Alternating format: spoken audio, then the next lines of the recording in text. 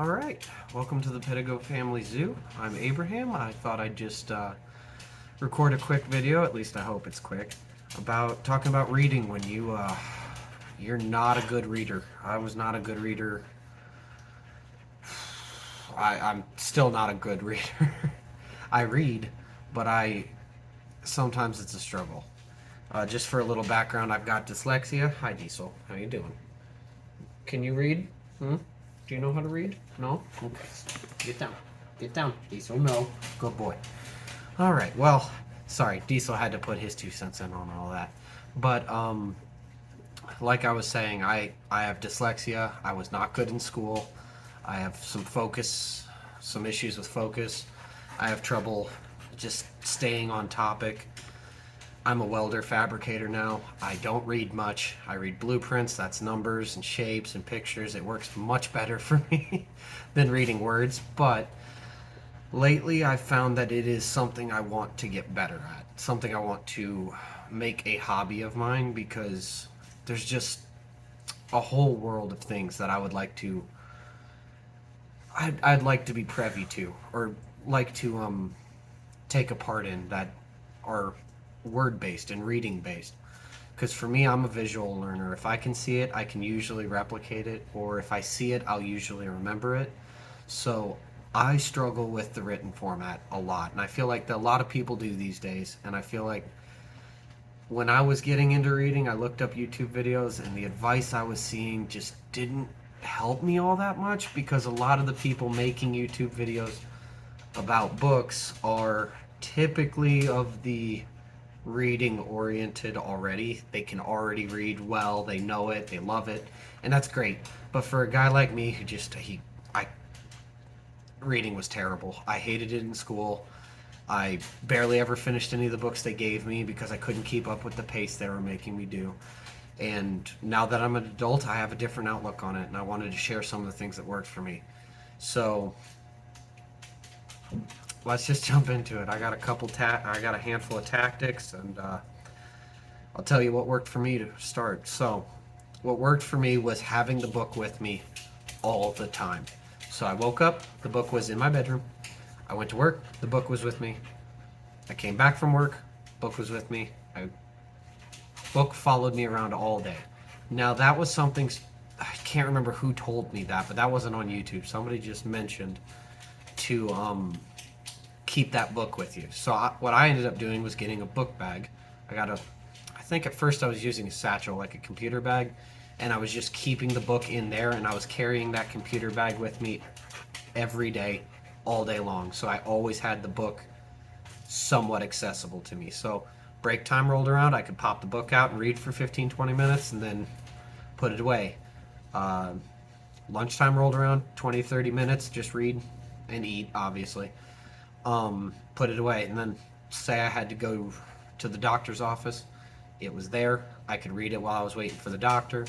I had to go to the DMV, waiting in line. I could read it. It just that piece of advice was more helpful than anything else because I would just after that all I had to do was train my brain not to grab my phone and to grab the book when I was bored. And then I was just reading 2, 3 pages every once in a while. And now I'm not a fast reader. In fact, me and my wife just started reading the same book today, and we were reading together. We started at roughly the same time. In fact, I started a little bit before her, and about 30 minutes in, she was 15 pages ahead of me. So I am not a fast reader. It probably takes me a minute a page, if not 2 minutes a page.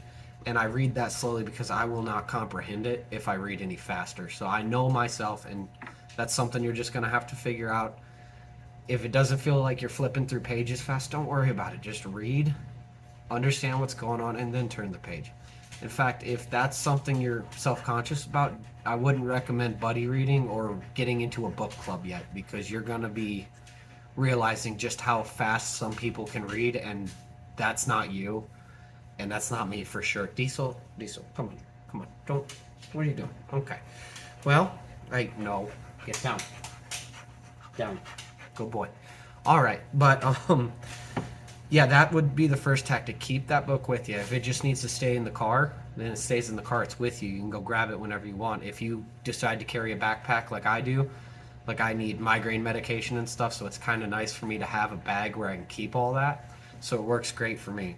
The second thing, and this thing did help. It seems silly, but it did help, and that's 1 page a day minimum. So like if I open a book, I've got a couple right here. This is Frankenstein by Mary Shelley, and I just opened the book one day, or let's say day's coming to an end. I haven't read anything.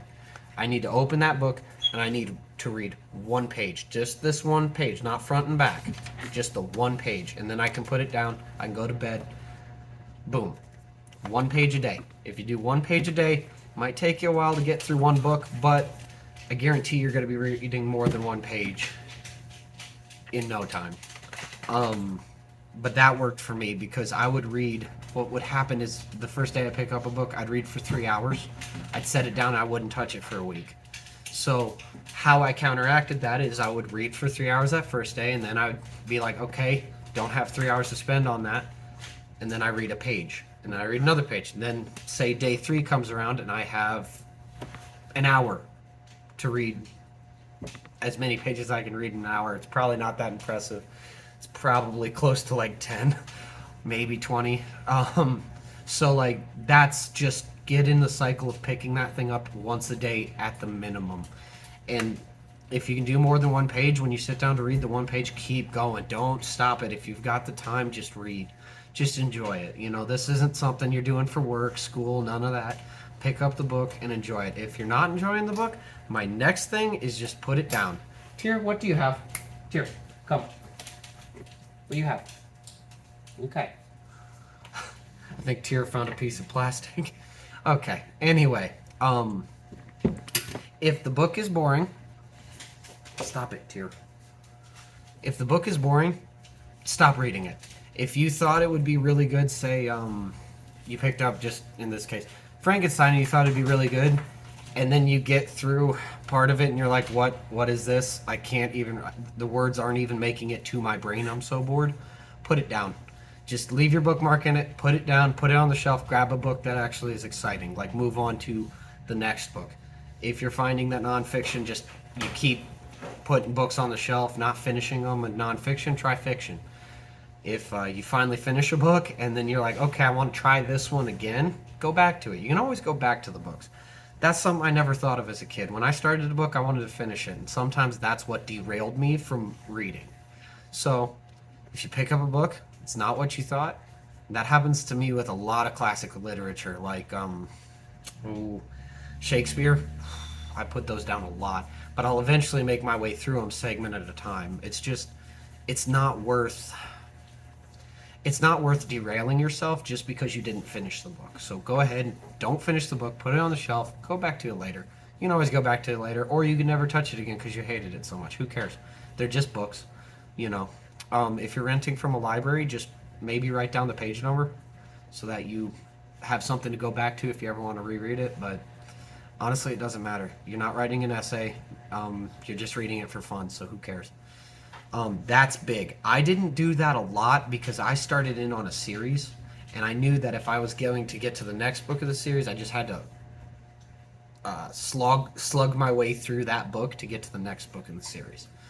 We'll get back into that in a second, but let's see. Oh yeah, book choice. This was huge. I kept grabbing books that I've heard about in high school and books that I was like, oh, I guess, oh, what's a good example? Yeah, I grabbed, I believe, Sherlock Holmes. Great books, never finished them, but I would grab Sherlock Holmes and I would just get worn out by reading it. It stopped being fun, so I stopped reading. And that's just because I didn't know I knew there was other literature, there was other books, but you don't have to be reading something everyone knows. Go into a cheap bookstore like a Half Price or a used bookstore and just grab one where the cover looks good. Read it. If it's trash, don't finish it. If you like it, finish it, and then go find something like that. You know, if you're really into westerns, there's hundreds of westerns out there. If you're really into sci-fi, there's all sorts of sci-fi out there. Star Trek, Warhammer 40K, they got tons of books. I read those, and those are kind of like a break from the heavier literature for me because it's not the most in-depth writing. It's just action, action, action, and that's that's perfectly fine. Sometimes that's good. Just try to balance it, I would say, so you don't get worn out on any one particular thing. But pick up a book you actually care about reading, and sometimes that's harder than it sounds. That sounds super easy, like, oh yeah, I only want to read the books I care about. But sometimes you just walk into a bookstore and you're overwhelmed. I mean, I've been so many times. Like everyone's telling me I need to read. Everyone's telling me I need to read Dune. I gotta tell you, I'm not that interested in Dune. I know 40K is almost an exact ripoff of it in some ways, but it just hasn't piqued my interest yet. And maybe one day it will, and I will go through those books, but Dune just doesn't seem that interesting to me right now. So I'm not going to read it right now. I'll read it in the future if I do. So that's just book choice. That's important to keep yourself interested and engaged.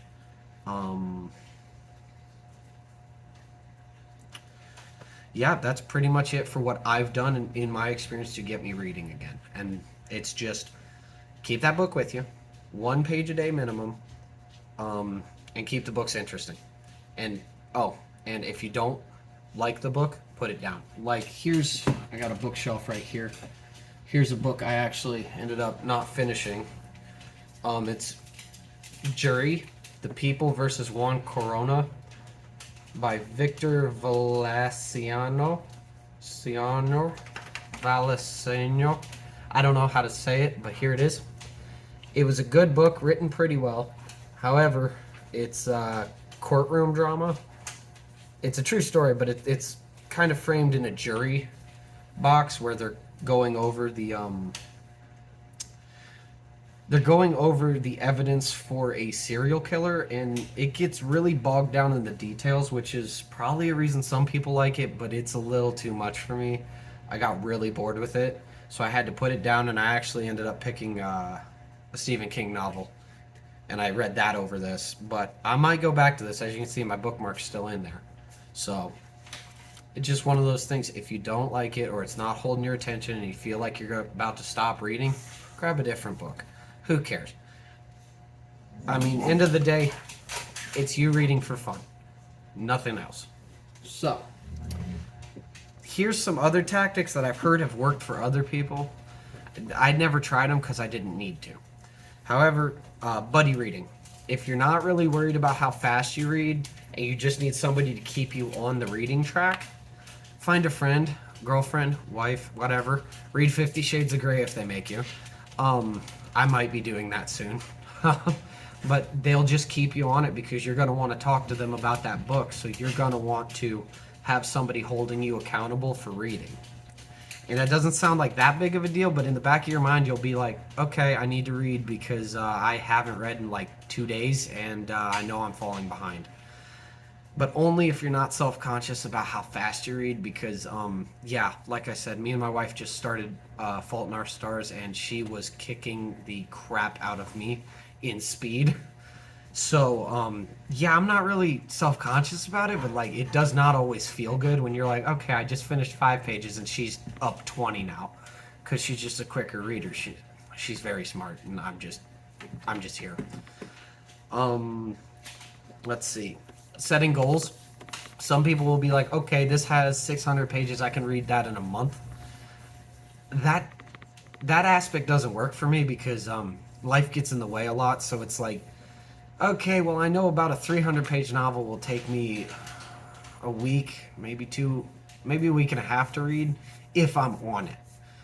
So setting goals for me doesn't work because I won't know if I'm going to be able to be on it like I need to. So I don't set goals, but if you feel like, okay, I want to have this book done by this date and then start this book, that might work great for you because then you'll hold yourself accountable to that date or that due date. It just wasn't a thing for me, and I'm sure it would be if things were different. I had a little more consistent of a lifestyle, I'd say, but it didn't work for me. But it seems very viable to set a due date for yourself if you can do that.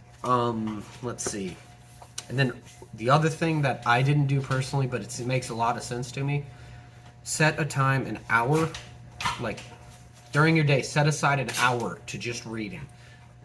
Non-interrupted, this is your reading time. Just set that there and do it every single day. Don't turn your phone off, turn it on vibrate, whatever you need to do, set it aside, sit down and read for an hour or two. If you can allot that in your day, that might be awesome because you could get through books very quickly if you can allot a specific amount of time to reading every day. Like I said, my lifestyle is just not quite standardized enough that that would work for me, but it might work great for you. So go ahead. If you can set aside an allotted time where you're just on do not disturb and you're just going to read that book, you'll get through a lot of books quickly, and I think your reading speed will really pick up because you're getting the consistency and the muscle memories in for your eyes, which I think is a thing, but I'm not sure. I don't have any research on that. All right, so let's see. We went over tactics I've used, tactics I haven't used. Again, your mileage may vary. Things that worked for me might not work for you. I just think you need to be excited about the book, and you've got to find a couple ways to keep yourself going to that book, whether that's just having it with you, making sure you read 1 page a day, stuff like that. Now, I wanted to give some recommendations for books because I'm a welder fabricator. I'm blue collar. A lot of the books I see in the bookstores just don't intrigue me, and frankly, the fish hook that got me into reading was Stephen King, because it's unlike a lot of the books I've read in my life, and it really hooked me hard. In fact, the book that got me back into reading was The Gunslinger by Stephen King. Diesel, we've talked about this. You're being needy. All right, get down. Stay down. Good boy. Anyway, The Gunslinger by Stephen King. It's the first in the Dark Tower series, so if you're not ready to make the commitment to an entire series or run of books, don't open this one. I was ready to make the commitment because I wanted to read Stephen King because it's an author I've heard all sorts of things about, but they never gave us in school, and that intrigued me a little bit because I'm like, okay, so why didn't they give me this in school? But yeah, The Gunslinger, part of the Dark Tower series. This is the first book. I would recommend it. A lot of guys say this book is hard to get through. I flew through this book. It took me, let's see. Oh, it's probably about 300 pages, if I'm not incorrect. Uh-oh. Okay. Oh my goodness, there's a lot. 253 pages, so it's not very long. At least this version's 253 pages, so the smaller version might be 300 to 350. It's not a hard read. There's a lot of nothing that goes on in it, so if you can't get past that, but that's Stephen King for you. There's a lot of nothing going on. His writing is just intrinsic to me. It clicks, so it makes sense for me. But I'd recommend The Gunslinger if you're looking to get into a massive rabbit hole, because I think the Dark Tower series has 7 books. However, the amount of books that tie into the Dark Tower series, something like 23 books. So if you want to just go through and bang out those 7 books, you can. But I'm on a reading list where I'm reading something like 20, 23, 26 books to get the full Dark Tower experience. And that's a lot, and I'm worn out on one of them. The Wizard and Glass is just hard to get through. It's a romance, it's kind of a Western, and it's difficult to get through. There's just a lot of nothing going on. There's always the looming threats, but it seems like nothing's going on. So I'm still fighting through that one, but I'll get through it here shortly. Anyway, some other books I wanted to recommend was Mary Shelley's Frankenstein. This may have been the first book I ever finished, because I did finish it in school, and I remember thinking, whoa, that was good. So I may be a horror fan. I may have been a horror fan way back then and just didn't know it. Boys, Diesel, don't fight. Hey, stop fighting your brother. They're play fighting over a rope, it looks like. Stop. Good boy. But Mary Shelley's Frankenstein, you can get these, like, you see, I paid $3 for this one at Half Price Books. I mean, it's boring, but I thought it was really good. I really liked the monster. I really liked how he was written. Frankenstein in this is really he's kind of a dick. So it's not what you're thinking. It's actually very good. Let's see, the next book, it's another Stephen King book. I know, I'm a fanboy. Eyes of the Dragon. It's self-contained. Yes, it ties into the Dark Tower series, but if you read this on your own, you wouldn't be disappointed. I find it as a really good story. It's almost, it didn't feel like a horror to me. Diesel, stop it. But it didn't feel like a horror to me. It felt more like survival adventure. I know that doesn't seem like a genre to me, but it felt like survival adventure to me. I'd recommend this book. It may not be for everyone. My wife's making me read it personally, but it is a good book so far. I've gotten about a third of the way through it today alone. I've been reading for a while today. It's The Fault in Our Stars by John Green. It's good if you're cool with like a teenage romance vibe. I'm sure you all know about the movie. It's about cancer patients, and I do believe people die in this book. I don't know for sure. It's a young adult. It's pretty good. I'm liking it so far, and it's easy to read other than like every couple sentences he'll splice in a massive word for no reason, and every now and again I'll have to be like, hey babe, what's this word mean? But I'm not ashamed of that. It just seems like there's a lot of medical words in this that I just didn't know and probably would have never known if I didn't read this. And frankly, you got Google, just type in and see what it says and just keep reading. It's one of those that it's good. The romance is interesting. It's about young romance, so it's not really my vibe, seeing that the last book I finished was I think it was Stephen King's The Wastelands, which has some brutality in it. So it's like, it's a good break, especially since I'm struggling to get through The Wizard and Glass right now. It's a good break to get something easy to read, lighthearted, not really, there's no real brutalism other than like the looming ability of people to die of cancer. So I'd recommend it from what I've read right now, and I know a lot of people would, and I think my wife would be very upset if I didn't recommend that one. Let's see. And then my final book recommendation isn't a book at all, but if you just want to start reading and you're not worried about finishing books, some of the best things on earth are freaking magazines, just paper magazines. You know, I'm a skater, so Thrasher's one of my magazines I get, or one of the magazines I get, but looking for it. I mean, look, words on a page. Like, if you're just trying to read, this might be the best way to keep your attention, because you can fold it up, throw it in your back pocket, you can throw it in a book bag, you can keep it by the toilet and read for the time you're on the toilet. If you were just trying to read a newspaper, magazines, I mean, they got big pictures, so you're not going to get bored while reading it, you know? So that's my opinion. And frankly, if you're just a newspaper reader, great. I mean, if you never touch a book and you just read newspapers and you feel like that impacts your life, or you enjoy doing that, go ahead. I mean, you can see I read Thrasher, and it's sometimes maybe the most not, how do I put it, it's not literature at all. It doesn't even try to be. I mean, it's just a basic rut. It's just interesting to me. So if you're into bicycling, there's bicycle magazines, there's fishing magazines, fly fishing magazines, there's welding magazines if you want to think about work while you're at home. Not really my cup of tea, but I do get them from the AWS from time to time, and I thumb through them. I read a couple of maybe a couple of the passages, but like I said, when I'm at home, I don't really want to think about work, so like welding magazines aren't really for me, but if you're a student, that's a great way to get information. I mean, if you're just learning welding, it's a great place to start, because it'll tell you shit you're never going to need to know, but it might help you to know. So, I mean, go for it. Yeah, it doesn't have to be books. I mean, there's newspaper articles online, there's websites, blogs, all sorts of stuff to read. And if you feel like you just need to start reading more, books may not be the way to go for you. That may just not be the media that you are receptive to. Maybe you're a magazine guy. Maybe you're a comic book dude. If you're into manga, I think it's manga.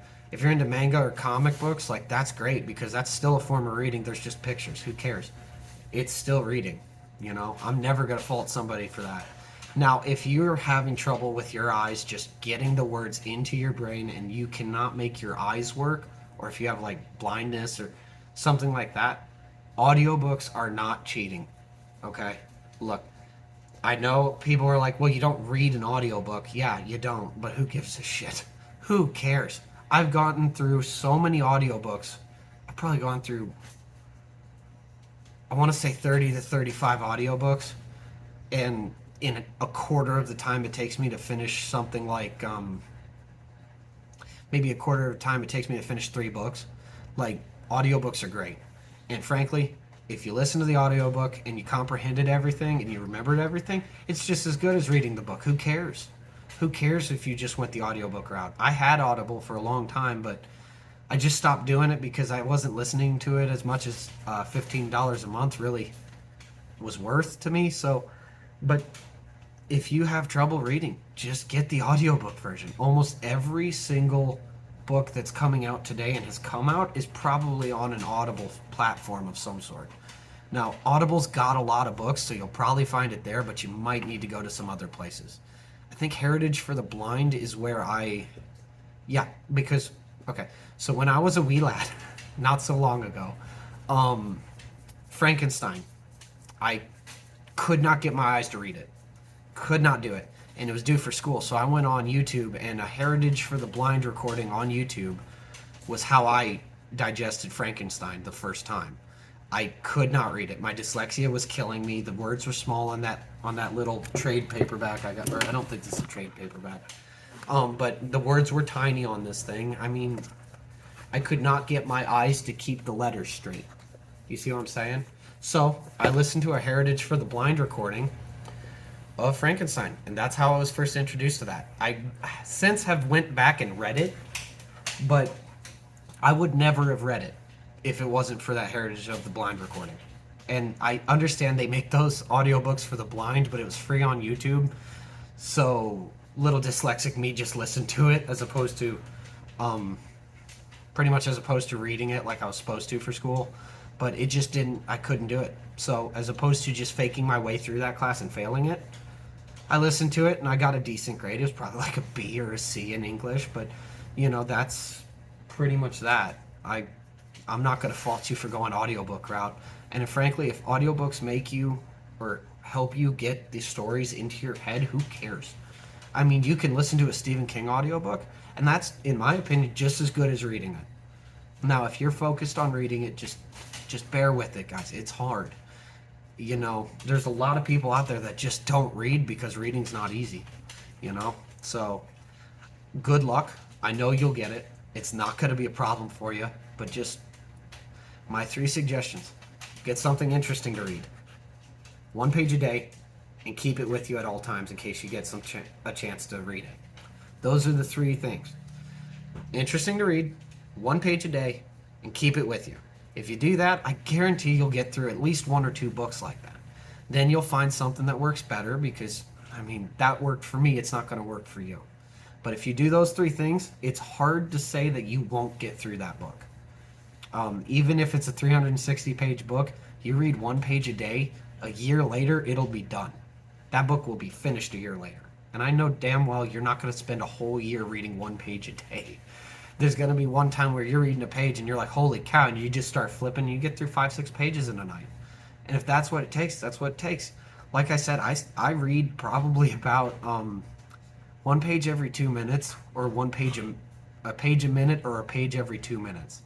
That's not good. That is not fast. That's just kind of meh. But you can't really worry about that. You're reading for you, so who cares? I've gotten all sorts of flack from my family. I'm not really a big reader. I think they're honestly surprised at the amount of books I've read lately compared to what I read growing up, because I started resenting books because of how hard they were pushed on me and how horrible I was at reading.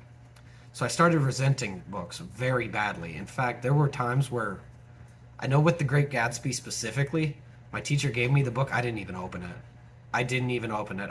I Cliff Notes that sucker. And frankly, I've thought about going back and reading that one, but I heard a lot of people don't like The Great Gatsby, so I might not read that one. But straight up, don't resent books just because people force them on you. If you want to read, grab something that's interesting. Grab something you want. You know, it can be something silly. It can be a Thrasher magazine. Fuck, it could be a highlights magazine if that's interesting to you. I mean, Playboy's got words in it. Yeah, I don't know if that's going to be what you want to read, but Playboy does have articles in it. At least I think they do still. So, like, if that's what gets you into reading, then that's what gets you into reading. Who cares? Who cares what you're reading and who cares how you're reading it? I mean, flat out, if it takes you one whole year to finish a 300-page book, it takes you a whole year to finish a 300-page book. That's all it is. Don't worry about it. And don't resent the books just because somebody told you how to read them. Good luck to you. I hope you make it because yeah, reading's challenging. It's hard for me. The words swap around. I mean, there was something. Oh, the word flirt today. I read something completely different. I know the word flirt, but my dyslexia completely messed that thing up. And I'm like, Maddie, what is this word? And she's like, flirt? I'm like, no. And then I look at it and the word is flirt. And I'm like, you're kidding me. I just spent 3 minutes looking at that word and it's flirt. I know the word. I tried flirting. It never really worked out for me, but I've tried it. And it's not a hard word, but because of my dyslexia and because of some other attention problems, I just never figured it out. And then I had to ask my wife for help. So don't be afraid to ask for help. 1 page a day. Keep the book with you and read something interesting. Anyway, take it easy.